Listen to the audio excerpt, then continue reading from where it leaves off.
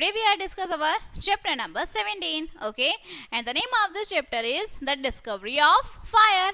आग का आविष्कार किस प्रकार से हुआ. ठीक है, चलिए स्टार्ट करते हैं. You have already studied in the previous classes that the life of early man was very difficult. पुराने टाइम के जो लोग थे वो बहुत उनकी लाइफ डिफिकल्ट थी. And he lead a very hard life. He used to live in cave. वो गुफाओं में रहते थे. And there were dense and thick forests everywhere. The early man used to live in the forest just like various other animals. वो दूसरे जानवरों की तरह ही जंगलों में रहते थे. ठीक है, और घने जंगल होते थे, बहुत बड़े बड़े पेड़, ठीक है, फॉरेस्ट होते थे. He did not have any means to protect himself from other wild animals. जंगली जानवरों से बचने के लिए उनके पास कुछ नहीं होता था. And जो food है, the food of early man was also very different from what we used to eat today. जो हम आज के टाइम में खाते हैं वो उस टाइम पे नहीं खाते थे. The early man always ate, वो bulbs खाते थे, fruits and roots खाते थे, and he also ate raw flesh of animals. Animals का कच्चा मांस खाते थे. It was very difficult for him to obtain these things with hands only.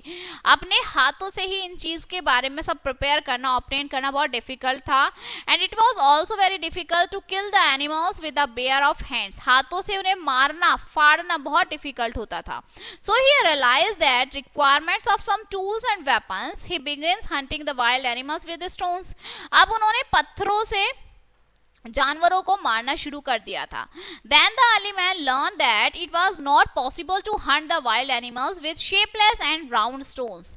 गोल और shapeless जो stones हैं उनको मारना उनसे possible नहीं है. तो उन्होंने क्या सोचा, therefore he begins to give sharp. अब उन्होंने उसे sharp करना, नुकीला करना शुरू किया to stones in accordance with his need, and this is way shaped stones become the important stone. अब वो एक important stones tools बन गए थे obtaining his food, जिससे वो अपना खाना मिलता था उन्हें. ठीक है, next is man scraped, chipped and sharp the stones. अब वो उन्हें घिसने लगे थे, शार्प करने लगे थे.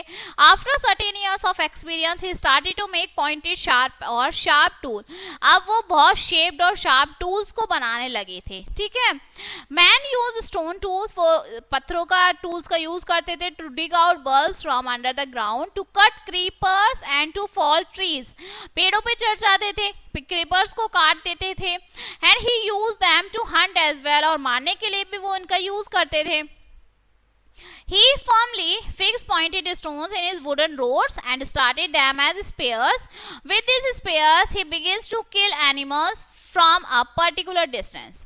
अब वो एक डिस्टेंस पे, ठीक है, बहुत दूरी से इन स्टोन्स टू वेपन्स के थ्रू जानवरों को मारने लगे थे. Making the stones to implement was man's first major step towards development. Stones से एक मतलब टूल्स बनाना पत्थरों से, ये उनका पहला क्या था, जिसे आप कह सकते हैं इम्प्लीमेंट था डेवलपमेंट के थ्रू. समटाइम जो अर्ली मैन हैं वो ऑब्जर्व करते थे, उन्होंने ऑब्जर्व किया था फॉरेस्ट की फायर को, आग को. Like any other animals he was also afraid of fire. बाकी एनिमल्स की तरह वो भी आग से डरे जब उन्होंने इसका इन्वेंशन किया.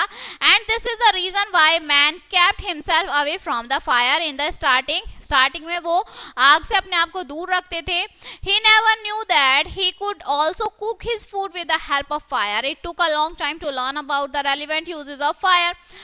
आग के बारे में उन्हें बहुत देर में पता चला था कि आप उसे खाना भी बना सकते हो. ठीक है, now man often use fire to remove darkness from the caves. अब गुफाओं में जो अंधेरा होता था उन्होंने फायर से उसे खत्म किया.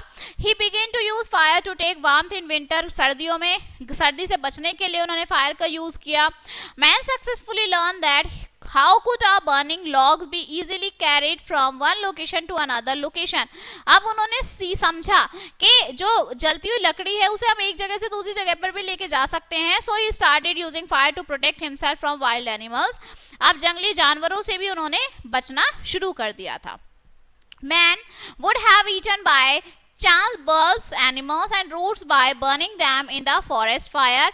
जंगल की आगों में अब उन्होंने जले हुए जो पका हुआ होता है आपका एनिमल्स रूट्स उन्हें खाना शुरू किया and he would have found them very tasty, उन्हें बहुत अच्छा लगा।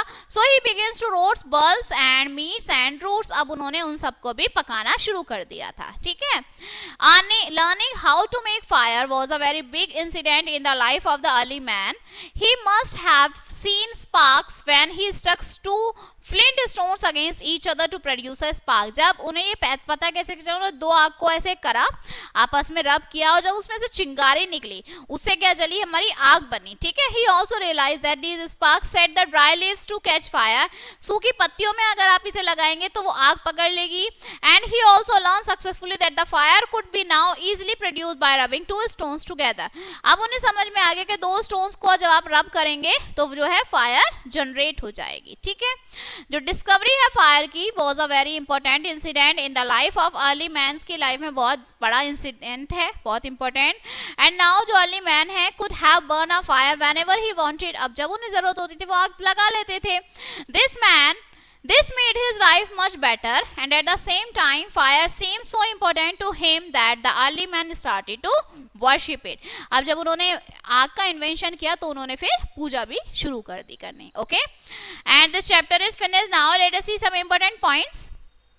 अर्ली मैन यूज करते थे टू लिव इन, जंगल में रहना, like many other wild animals की तरह रहते थे। Early man made most of the tools with stones, पत्थरों से उन्होंने बहुत सारे औजार बनाए। जो डिस्कवरी थी फायर की वॉज वेरी इंपॉर्टेंट, जरूरी थी incident in the life of early man. And जो फूड है, खाना है, वॉज अ रूट कॉज है ये of the problem of early man का ये क्या है, रूट कॉज है। ठीक है, so this chapter is finished now and we will meet on the next chapter. Thank you.